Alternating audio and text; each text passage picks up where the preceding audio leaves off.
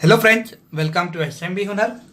SMB Hunar में आज આપણે દેખીશું કે કેટલા ટાઈપની દાળ હોય છે, એ કયા કલરની હોય છે અને એનાથી કઈ રેસીપી બને છે। ફર્સ્ટ આપણે સ્ટાર્ટ કરીએ મગની દાળ। મગની દાળ ત્રણ ટાઈપની આવે છે। આ કાલી મગની દાળ છે, ફોતરાવાળી, આનાથી ખીચડી બને છે।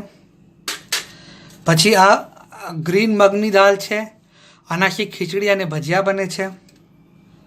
પછી આ મગની દાળ છે, પ્લેન મગની દાળ યલો કલરની, આને આપણે પીસીને વડા બનાવીએ છીએ। પછી આખા મસૂર છે, આનાથી આપણે મસૂર પુલાવમાં યુઝ કરીએ છીએ અને આખી મસૂરની દાળ બનાવીએ છીએ।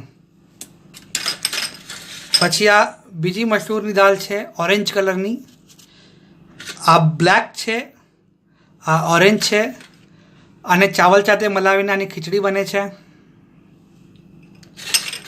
પછી આ અરડની દાળ છે, આને પીસીને દહીંવડા બને છે, ખારાવાળા।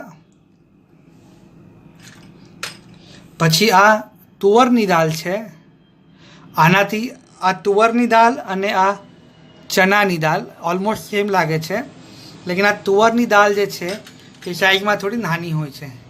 આ આપણે ડીસીપીમાં યુઝ કરીએ છીએ, દાલ ચાવલ પલદુમાં યુઝ કરીએ છીએ। પછી આ છે ચણાની દાળ। આ ચણાની દાળ આપણે સિંગલ પકાવી શકીએ છીએ રોટલી સાથે જમવા માટે।